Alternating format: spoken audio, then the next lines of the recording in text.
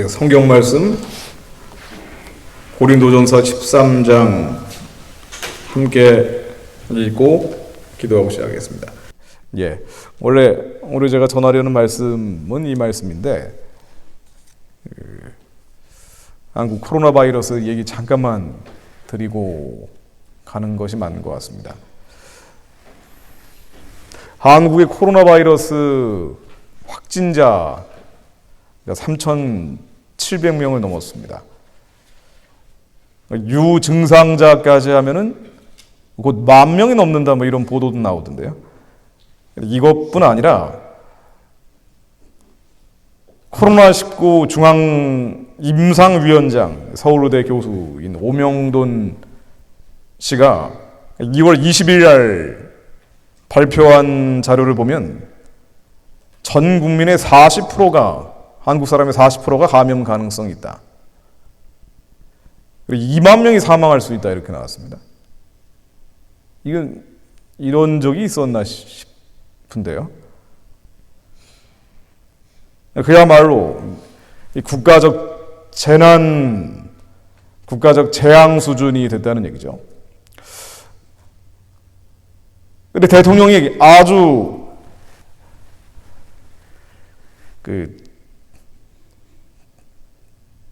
끔찍한 얘기를 했습니다. 2월 28일 날 중국인 입국을 막아야 되는 거 아니냐라고 야당 대표가 물어보니까 중국인 입국 금지는 지금은 실효성이 없다라고 얘기를 했습니다. 지금은 실효성이 없다. 예전에 실효성이 있었다는 걸 알고 있었다는 얘기 아니에요. 예전에 처음에 막았으면은 이런 일이 없었을 거라 다들 얘기하고 있는데 지금은 실효성이 없다. 예전에 막았으면 실효성이 있었을지 모른다. 그럼 안 막았다는 얘기죠. 그럼에도 불구하고 친중국, 더 정확히 얘기하면 친중국 공산당 정권에 대한 정부의 편향은 계속되고 있습니다. 중국의 지난달인데요. 중국에 500만 달러치를 지원하겠다. 이 우한 폐렴으로 인해서 500만 달러치를 지원해 주겠다고 하고 이미 250만 달러치를 지원을 했는데 남은 250만 달러. 이제 인구 대비 확진자 증가율이 세계 최고인 한국이 중국을 여전히 돕고 있는 거예요. 그래서 남은 250만 달러치도 지원하겠다라고 얘기를 하고 심지어 요령성과 길림성, 동북 삼성 지역이죠. 이 랴오닝과 지린성 한국인 입국을 막아버렸습니다. 여기는.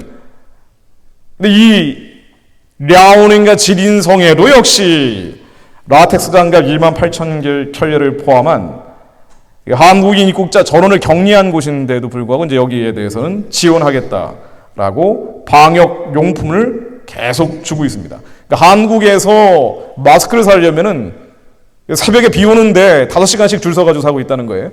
그럼에도 불구하고 이런 일들이 반복되고 있다는 거죠. 정치적인 현상을 떠나서 왜 이런 일이 벌어질까? 뭐 기도하는 사람들이라면은 영적인 이유를 찾아보지 않을 수가 없는데요. 개인적 고난은 저주라고 보기는 어려울 겁니다. 가난한 사람들이 저주받아 그렇게 된 건 아니잖아요. 성경에 고난받지 않은 사람이 어디 있습니까? 그들의 죄로 인해서 다른 사람들보다 죄를 더 많이 졌기 때문에 그래서 고난을 받는 경우는 성경에는 없습니다. 그러나 국가적인 가난, 국가적인 재앙이 벌어질 때는 이 얘기가 다르죠. 그때는 뭔가 하나님이 주는 메시지가 있다라고 밖에 생각할 수밖에 없습니다. 왜 한국이 이런 큰 어려움을 겪고 있을까? 이걸 이제 생각하지 않을 수 없는데 뭔가 한국 교회에 주는 메시지, 우리가 회개해야 되는, 하나님께 올려드려야 되는 회개 탄식들이 있는 게 아닐까, 뭐 생각하지 않을 수 없는 상태가 된 거죠. 한 가지 분명한 건 한국에 교회가 이렇게 많고 1,000만 성도, 심지어 1,200만까지 얘기하고 있는 상황이고 선교사를 인구 대비로 가장 많이 보내는 게 한국이란 말이에요. 10,000명당 선교사가 40명이 넘는 곳이 한국입니다. 미국은 20명 수준으로 보내고 있는데 근데 어떻게 한국이 이런 일이 벌어질까? 이렇게 열심히 예배를 드리고 이렇게 열심히 기도하는 것 같은데도 불구하고 왜 이럴까? 굳이 생각을 해본다면은 한국교회가 놓치고 있는, 제가 간헐적으로 말씀을 드렸습니다만 놓치고 있는 것이 있습니다. 한반도 전역으로, 남북한 전역으로 죄 없는 자들이 너무 많이 죽어가고 있다는 거예요. 한국교회가 철저하게 방임하고 방관한 부분이 바로 이 부분들이죠. 그러니까 음란하고 죄악이 너무 가득 차다 보니까 1950년대, 60년대, 70년대, 80년대까지만 해도 이러진 않았단 말이에요. 한국 사람들이. 가난할 때는 오히려 더 차가운 마룻바닥에서 하나님께 부르짖었던 기독교인들인데 80년대 이후에 폭발적으로 한국의 경제적 성장이 이루어지기 시작하면서 하나님을 떠나버리기 시작했죠. 그래서 교회 외관, 예배 외양은 있는데 그 안에 내용이 정말 하나님이 기뻐하시는 것인지 이사야 58장에 나오는 것처럼 주님이 기뻐하시는 금식은 충하게 결박을 풀어주고 멍의 줄을 끌어주고 압제당하는 자들을 자유케 하는 것이라고 얘기하셨는데 우리가 과연 하나님이 기뻐하시는 금식을 하고 있는지 자문하지 않을 수 없는 상태가 된 겁니다. 너무 잘 살다 보니까 음란이 번지고 죄악이 창궐하고 그 결과 동성애가 독버섯처럼 번져가면서 여러 가지 어려움들이 한국에 오고 있는 거 아니냐라고 지적하는 사람들이 나오는 겁니다. 그 중에 대표적인 게 북한 인권이죠. 한국교회가 철저히 외면한 부분입니다. 한반도 이북, 북한에서 죽어가는 많은 사람들, 하루에 2.63명이 미국 국무성 통계에 따르면은 정치범수용소에 끌려가 죽거나 처형당하든가 아니면 각종 이름 모를 수용소에서 죽음에 직면한다고 하는데 하루에 2.63명이 죽어나갈 때 한국교회는 뭐하고 있었냐는 거예요. 체제 지원을 했죠. 정권 지원을 했습니다. 제가 어제 The Next Red Wave라는 조던 세크로라고 하는 미국의 보수 기독교 운동을 하는 사람이 쓴 책을 한번 봤는데요. 하나님의 아들, 딸로서 이 세상을 바라볼 때 어떻게 하나님의 선하고 기쁘고 온전하신 뜻을 이룰 것인지 가장 강조하는 게 이거더라고요. 제노사이드가 벌어지고 있을 때, 대량 학살이죠. 이 제노사이드라는 대량 학살이 벌어지고 있을 때 크리스천들은 뭐 하고 있느냐? 그래서 이 사람은 제노사이드가 벌어지고 있는 것을 recognition, 인식하고 이해하고 받아들여야 된다는 거예요. 이런 것들이 있다는 걸 알아야 된다는 거예요. 그래서 미국의 이 보수 기독교 그룹들이 집단적으로 벌어지는 학살, 이 제노사이드가 전 세계적으로 어디에서 벌어지는지 첫 번째, 저 중동에 있는 ISIS에서 벌어지는 제노사이드를 보고 이것을 막기 위해 오바마 정부 때 엄청나게 로비를 하고 결국은 ISIS를 격퇴했다는 거예요. 미국 기독교 보수 그룹들이 노력한 결과 이런 일들이 진행됐다라고 하고 있습니다. 우리가 했다라고까지 얘기하고 있더라고요. 또 하나 뭔가 아니 이들이 열심히 했던 게 어볼션, 낙태입니다.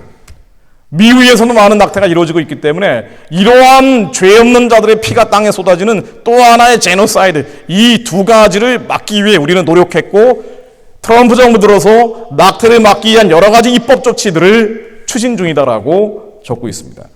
ACLJ라는 단체인데요. 자, 이걸 한번 한반도에 대입해 보면요, 북한에서 대량 학살이 매일같이 벌어지고 있습니다. 아니 뭐 ISIS까지 갈 것도 없고요. 우리 민족의 절반이 북한의 2,500만 백성들이 지금도 대량으로 죽어가는 거예요. 특히나 기독교인들이. 왜? 조사할 때마다 오픈도어스 같은 국제선교단체에서 조사할 때마다 세계에서 가장 많은 기독교인들이 죽어나가는 곳이 북한이랬잖아요. 16년 조사 연속 1등입니다. 아니 그런데 한국 사람이, 아니 한국의 교회에 이렇게 많은데 선교사를 이렇게 많이 보내는데도 불구하고 북한에서 벌어지는 제노사이드, 대량 학살에 대해서는 침묵하거나 방관하거나 외면하는 게 거의 대부분이라는 거예요. 그러니까 북한 인권에 대해서 저 사람들이 구원받고 해방될 수 있도록 기도하자는 교회가 정말 손에 꼽을 정도로 적고 특히나 대형 교회에서는 아예 이런 기도 제목도 내놓지 않는다는 겁니다. 뭐 에스더 기도 운동 정도 이런 일들을 진행하고 있는 거고요. 일반 교회들 좀 규모가 있다 싶으면 북한 인권 얘기하면 교회에서 왜 정치 얘기하느냐라고 하면서 아니 민족 절반이 제노사이드, 대량 학살 당하고 있는데도 불구하고 우리는 침묵하고 있다는 겁니다. 이거 하나님이 기뻐하시겠냐는 거예요. 아주 특이한 일이 아니고요. 북한 인권 얘기하는 게. 미국의 보수 기독교인들은 이런 거 있으면 안 된다라고 정권까지 바꾸고 오바마에서 트럼프 정부로 바꿀 정도로 이번에 이제 미국 대선이 있으니까 또 이런 책들이 나오는 것 같더라고요. 열심으로 노력을 하고 있는 겁니다. 자, 이거에 밑에서 한국의 또 다른 대량 학살이 벌어지고 있죠. 바로 남한입니다. 그러니까 우리가 너무나 죄와 음란에 둔감해졌다는 거죠. 한국의 낙태가 세계 최고입니다. 한국의 이거 공식적으로 이런 통계 잘 안 내려고 하는데요. 뭐 흡연율, 음주율, 시민단체, 사회단체, 국제기구 같은 데서 몇 년 전에 냈던 통계를 취합해서 언론에 보도가 되는 경우가 있는데 어쨌든 한국의 흡연율이 세계 1등이라고 합니다. 음주율이 세계 1등이라고 합니다. 여성 흡연율, 여성 음주율, 청소년 흡연율, 청소년 음주율 이것도 1등이라는 보도가 나옵니다. 한국의 10대 에이즈 증가율이 한국이 가장 세계에서 높은 나라 중 하나다라고도 나옵니다. 자, 그런데 한국이 또 압도적으로 1등하고 있는 게 바로 이 낙태죠. 2년에 이게 추산이 되는 것이지 정확한 통계를 국가에서 내지는 않지만 왜 불법적으로 시행해 왔기 때문에 50만 건에서 154만 건이라고 하는데요. 자, 50만 건이건 154만 건이건 간에 50만 건이면은요, 2분에 1명씩 낙태로 죽어간다는 얘기입니다. 154만 건이면 2분에 3명씩 낙태로 죽어간다는 얘기인데요. 어제 조던 세클로의 책을 보니까 아주 자세히 적어놨더라고요. 화학 물질로 고통을 겪으면서 화학적으로 죽어간다 이렇게 돼 있어요. 그렇죠. 그렇게 죽어가는 거죠. 아니 물리적으로 죽어가든가. 이 죄 없는 사람들이 죽어가는데 2분의 1명 내지는 3명이 죽어감에도 불구하고 한국의 이 많은 교회들이 여기에 대해서 어떠한 문제의식을 드러내지 않으려고 한다는 겁니다. 낙태가 왜 벌어지나 의학적 낙태 불가피한 경우도 있습니다만은 그러나 2002년 한국의 월드컵 때 가장 많은 낙태가 이루어졌다고 하죠. 붉은 악마 된다고 하면서 다들 술 먹고 흥청망청하면서 온갖 방탕한 일들이 벌어지다가 그 다음에 낙태했다는 얘기예요. 이 낙태가 형법상으로는 불법이다라고 한국에서 규정이 되어 왔었는데 형법이 만들어지고 나서 6.25 전쟁 이후에 이 형법이 만들어지고 66년 동안 유지되어 왔던 게 드디어 2019년 지난해 4월입니다. 지난해 4월 헌법재판소에서 이제는 불법이 아니다. 헌법 불합치 결정을 내렸어요. 그래서 2020년, 그러니까 올해 12월 말까지 형법에 불법이라고 되어 있는 거 이게 헌법에 맞지 않기 때문에 바꿔라라는 명령을 내린 겁니다. 사실상 낙태죄를 합법화시켜버린 거예요. 지난해 4월 아주 중요한 일, 한국 역사에 획을 그을 만한 일이 뭐냐? 낙태를 합법화시켜버렸어요. 2012년까지는 낙태는 불법이다라고 되어 있었거든요. 헌법재판소에서.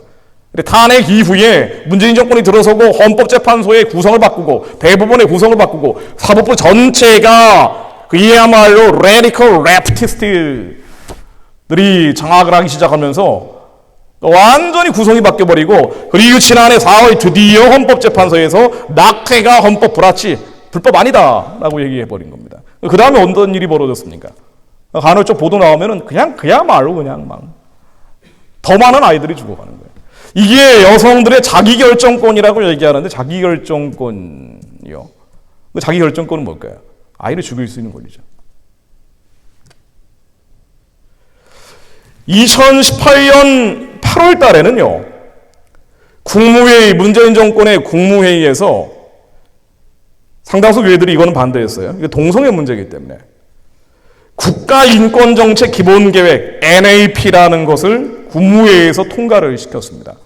국가의 기본 인권 계획이 이것이다 라고 통과를 시킨 겁니다. 이거 NAP라고 얘기하는데 이 NAP의 목적이 뭔고 하니 자 이제 이 NAP를 통해서 앞으로 2년 뒤까지 2022년까지 그 악명 높은 차별금지법을 만들어야 된다라고 강제하는 거예요.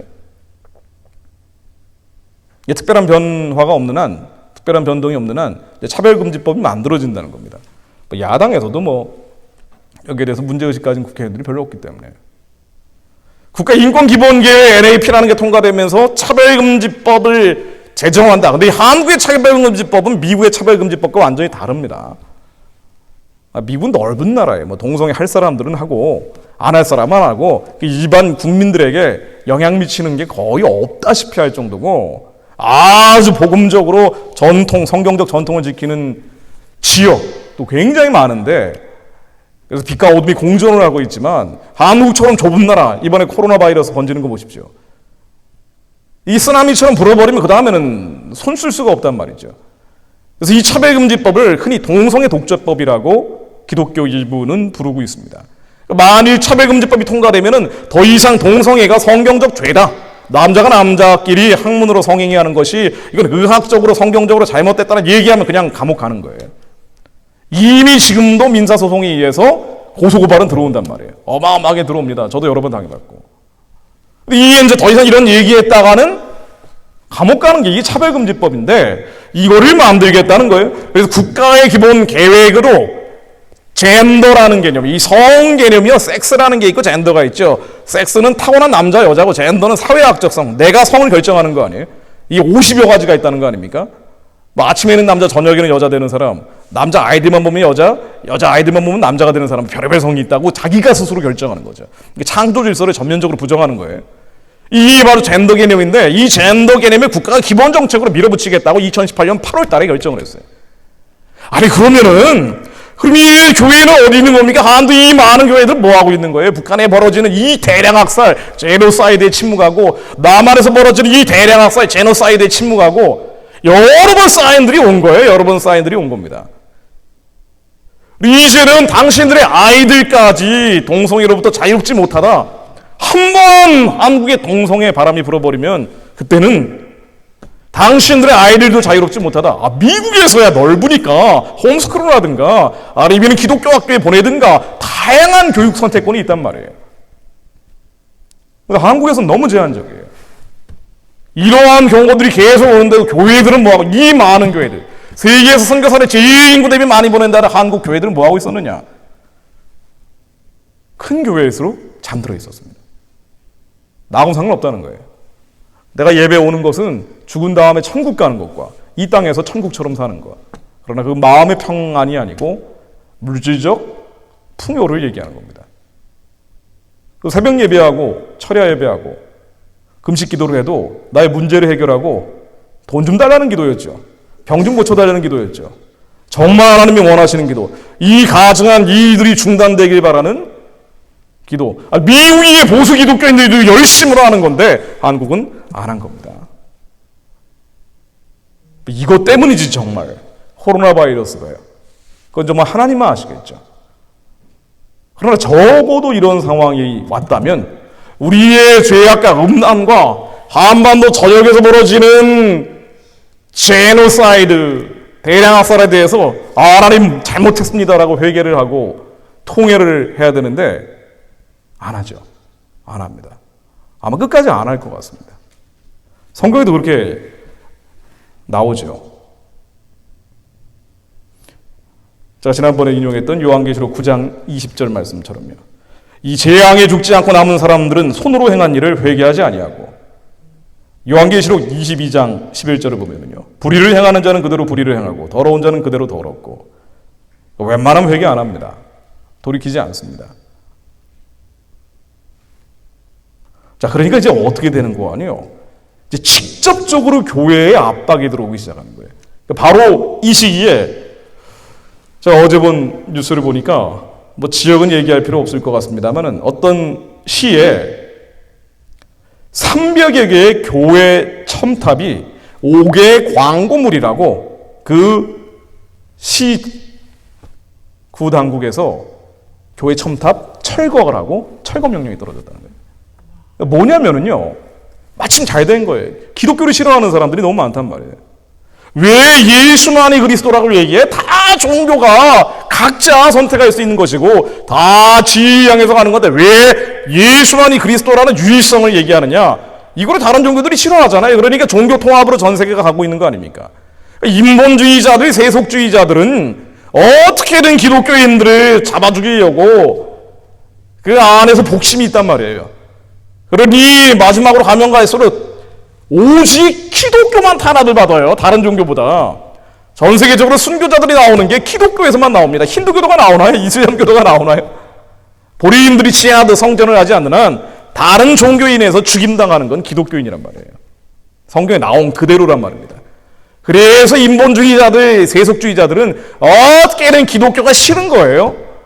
근데 마침 잘 된 겁니다. 국가적 재난이 터졌기 때문에 이게 너무 좋은 기회예요. 그러다 보니 제가 아주 잘 아는 지인이 저에게 보내준 내용, 또 다른 내용을 보니까 제가 지역을 또 얘기할 수는 없습니다. 어떤 지역에서 이 신종 코로나 바이러스를 막기 위해서 기도를 하고 있는데 주변 사람들이 신고가 들어갔다는 거예요. 이 신천지 예배 드린다고. 그래서 경찰이 왔답니다. 실제 사건입니다. 그래서 예배가 중단됐대요. 우리 신천지 아닙니다. 설명하면 된다고 그러죠. 아니에요. 그거 어떻게 계속하겠어요? 경찰이 와서 아니 나라가 이 지경인데 이렇게 떠들고 하면서 전염병 번지도록 하면 어떡하냐라고 막 압박을 주니까 할 수가 없더라는 거예요. 이거 뭐 법으로 개고장 붙인 것은 아니지만 지금 한국에서 벌어지는 일들입니다. 회개하는 대신에 기독교에 대한 압박으로 오고 있는데 자, 더 안타까운 일은 교회가 스스로 예배를 중단하기 시작했다는 거예요.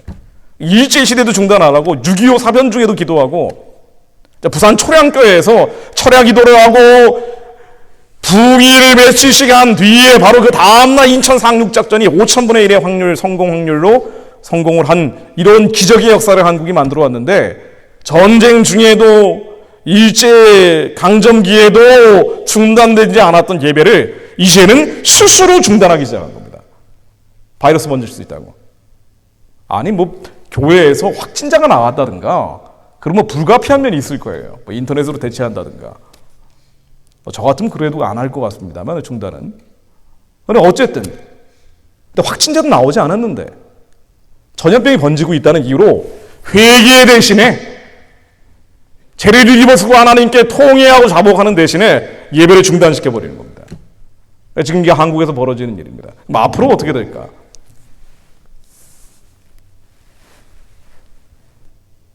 앞으로 진짜 어떻게 될까요?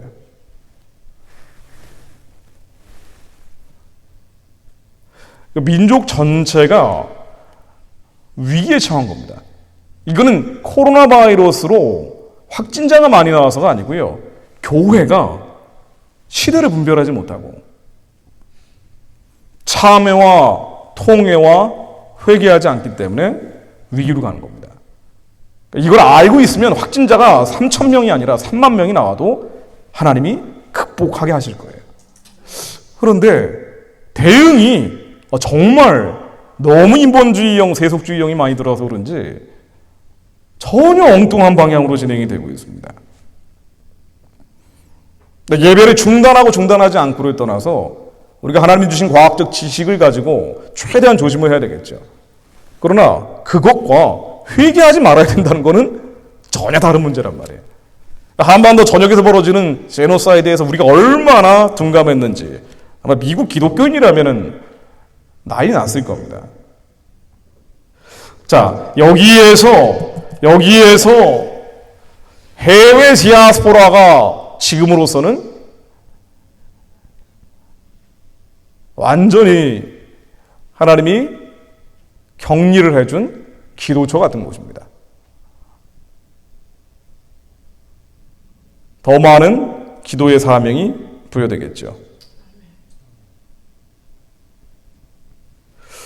이런 시대에 어떻게 해야 될까? 누가복음 21장 9절을 보면은요. 난리와 소요의 소문을 들을 때 두려워하지 말라고 하십니다. 우리 상황들을 단편적으로 보는 것이 아니라 통시대적으로 통찰을 해야 되기 때문에 정말 세상이 끝으로 가고 있는 것이 아닌가 생각하지 않을 수가 없습니다. 그런데 하나님은 이러한 때일수록 두려워하지 말라고 합니다. 난리와 소요의 소문을 들을 때 두려워하지 말라. 솔직한 얘기로 두려워할 필요는 없죠. 우리가 조금 일찍 천국 갈 수도 있는 건데 하나님의 뜻을 이루다 가면 그만이고요. 두려워할 필요는 없습니다. 두려움은 성령이 주시는 게 아니죠. 그래서 주님도 나이와 소요의 소문이 들을 때 두려워하지 말라. 이 일이 먼저 있어야 하되 끝은 곧 되지 아니하리라. 끝으로 알면은 이런 일들이 또 벌어질 것이다. 또 이르시되 민족이 민족을 나라가 나라를 대적하여 일어나겠고 곳곳에 큰 지진과 기근과 전염병이 있겠고 또 무서운 일과 하늘로부터 큰 징조들이 있으리라. 그렇죠. 전염병도 마지막 때의 징조 중에 하나지만 그러나 이런 나이와 소의 소문이 들린다고 해서 두려워하지 마라. 이 두려움 때문에 해외 디아스포라 교회들도 문을 닫고 있더라고요. 이 모든 일 전에 내 이름으로 말미암아 너희에게 손을 대어 박해하며 회당과 옥에 넘겨주며 임금들과 집권자들 앞에 끌어가려니와 이 일이 도리어 너희에게 증거가 되리라. 하나님은 두려워하지 마야 하는 말씀을 계속 주시면서요. 그리고 수많은 말씀들을 통해 정말 이런 연병들이 번지고 있을 때는 예배를 패하는 것이 아니라 오히려 주님의 회당 앞에 나와서 참여하고 통회하고 자복하고 회개하라고 말씀하십니다. 역대하 7장 13, 14절을 제가 읽어보겠습니다. 역대하 7장 13, 14절입니다. 자, 솔로몬이 성전을 지었습니다. 그런데 이때 전염병이 돌면 어떻게 하라고 하는지 하나님이 말씀하고 계십니다. 7장 13절을 보면요. 솔로몬이 여호와의 전과 왕궁 건축을 마치고 솔로몬의 심중에 여호와의 전과 자기의 궁궐에 그가 이루고자 한 것을 다 형통하게 이루니라.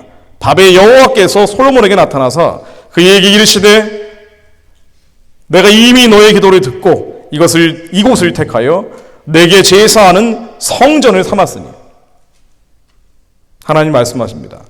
혹 내가 하늘을 닫고 비를 내리지 아니하거나 혹 메뚜기들에게 토산을 먹게 하거나 혹 전염병이 내 백성 가운데 유행하게 될 때 전염병이 내 백성 가운데 유행하게 될 때 전염병이 내 백성 가운데 유행하게 될 때 이때 이렇게 하라고 하십니다. 내 이름으로 일컫는 내 백성이 그들의 악한 길에서 떠나 스스로 낮추고 기도하여 내 얼굴을 찾으면 내가 하늘에서 듣고 그들의 죄를 사하고 그들의 땅을 고칠지라. 전염병이 번질 때 악한 길에서 떠나 스스로 낮추고 기도하여 얼굴을 찾으라고 하십니다. 제가 그냥 하는 얘기가 아니라 말씀에 나오는 얘기예요. 그럼 전염병이 번지고 있기 때문에 이게 전염병이잖아요. 한 명의 병이 걸린 게 아니라 전염병으로 번지고 있기 때문에 우리 하나님 앞에서 얼마나 잘못된 일들을 했는지 하나님이 아닌 다른 것들을 따라갔는지 이 죄악과 음란 이건 통계로 나오는 거잖아요. 한국의 부패와 타락이라는 건 이미 데이터로 나오는 것이기 때문에 이 죄악이 우리의 영적 감각을 둔감하게 만들고 그래서 북한에서 죽어가는 사람들 나하고 상관없는 것이니까 블라인드 아웃 해버리고 눈 감아버렸어요. 남한에서 우리 아이들이 죽어가는 것도 내가 행복해야 되는데 이 아이들로 인해서 나의 행복을 깰 수 없다는 이유로 죽어나가는데도 불구하고 우리는 돌이키지는 않은 겁니다. 교회에서조차도 목사님들도 이런 얘기를 못한단 말이에요. 그럼 성도들이 떨어져 나가니까. 그러나 주님은 그들의 악한 길에서 떠나 스스로 낮추고 기도하여 내 얼굴을 찾으라고 하십니다. 그리고 모이라고 하십니다. 예배를 패하는 것이 아니고 역대하 20장 9, 13절을 보면은요. 9절과 13절을 제가 한번 읽어보겠습니다. 역대하 20장 9절과 13절을 읽어보겠습니다. 만일 재앙이나 난리나 견책이나 전염병이나 기근이 우리에게 임하면 이 국가적 재난이죠. 개인의 가난은 저주가 아니에요. 저도 저주받아 그런 게 아닙니다. 하나님이 훈련을 시키기 위해서 오히려 가난하게 만드는 경우가 많단 말이죠. 고난과 시련과 환난을 주는 경우가 대부분이란 말이죠.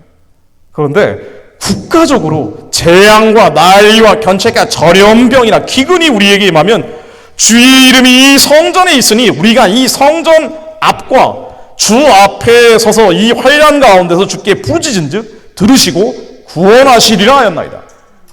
성전 앞에 나와서 부르짖으라고 하십니다. 성전을 떠나라고 한 얘기가 없어요. 왜 예배를 중단해야 되는지 많은 목사님들이 성경의 근거를 가지고 얘기하고 있는데 정말 제가 보기에는 하나도 이해가 되지는 않습니다. 그냥 해석을 했더라고요. 유다의 모든 사람들이 그들의 아내와 자녀와 어린아이와 더불어 여호와 앞에 섰더라. 여호와 앞에 다 나오라는 거예요. 다 나와서 하나님 앞에 자복하고 통회하고 회개하라는 얘기입니다. 그래서 마지막 때 사람들이 모이기를 패하려고 하는데 그렇게 하지 말라라고 얘기하시죠. 히브리서 10장 21절 25절 말씀 보면은요. 또 하나님의 집 다스리는 큰 제사장이 계시매 우리가 마음의 뿌림을 받아 악한 양심으로부터 벗어나고 몸은 맑은 물로 씻음을 받았으니 참 마음과 온전한 믿음으로 하나님께 나아가자. 또 약속하신 이는 믿으시니 우리가 믿는 도리의 소망을 움직이지 말며 굳게 잡고 서로 돌아보아 사랑과 선행을 격려하며 모이기를 패하는 어떤 사람들의 습관과 같이 하지 말고 오직 권하여 그날이 가까움을 볼수록 더욱 그리하자. 그날은 대문자로 더 데이, 마지막 때를 가리키는 것으로 흔히 해석이 됩니다. 마지막이 되면 될수록 난리와 소요의 소문이 점점 울려 퍼질 텐데 이 소문을 듣고 두려워하지 말고 성전 앞에 나와 설령 전염병이 번진다 하더라도 아내와 자녀와 어린아이와 더불어 여호와 앞에 서서 기도하라고 합니다. 모이기를 피하는 어떤 사람들의 습관과 같이 하지 말고 그날이 오면 올수록 소망을 더 굳게 붙잡아라. 사단의 공격이 거칠어지겠지만 소망을 더 붙잡고 약속하신 이는 믿어온 분이시다. 반드시 이루실 것이다. 다 두려워서 도망간다고 해도 그래도 모여라. 우리의 믿는 도리의 소망을 움직이지 말며 굳게 잡아라.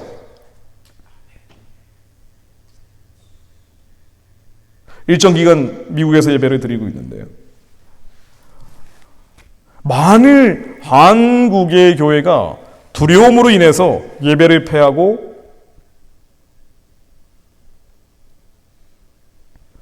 통회 자복 회개하지 않는다면 아마 정말 예배가 사라진 북한과 중국을 더 빨리 닮을 것 같습니다.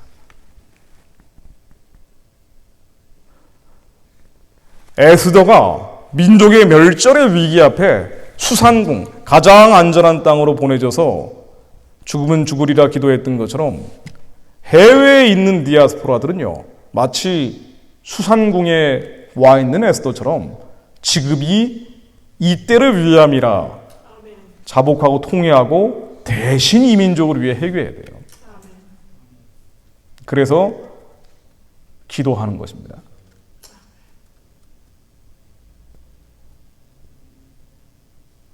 코로나 바이러스 이야기는 사실 언급하고 싶지는 않지만 불가피하게 언급을 했습니다. 제가 짤막하게 오늘 읽은 말씀을 가지고 첨언하고 마무리 지으려고 합니다.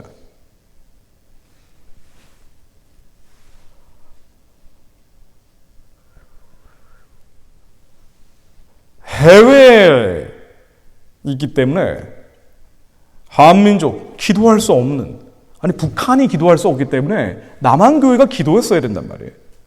근데 남한교회가 기도를 못하니까 이제 기도를 못하는 상황으로 가는 거예요. 그러니 해외에 있는 사람들이 기도해야 됩니다.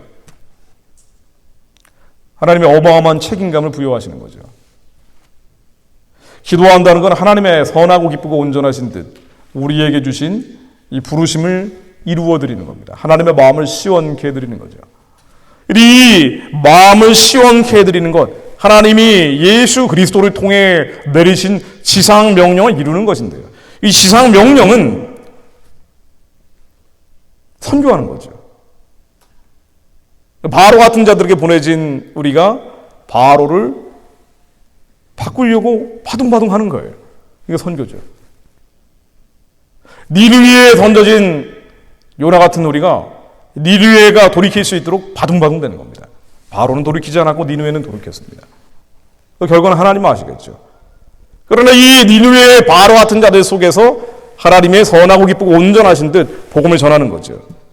그래서 예수님이 마지막 하신 말씀이 마태복음 28장 18, 20절로 예수께서 나와 말씀하여 이르시되 하늘과 땅의 모든 권세를 내게 주셨으니 그러므로 너희는 가서 모든 민족을 제자로 삼아 아버지와 아들과 성령의 이름으로 세례를 베풀고 내가 너희에게 분부한 모든 것을 가르쳐 지키게 하라.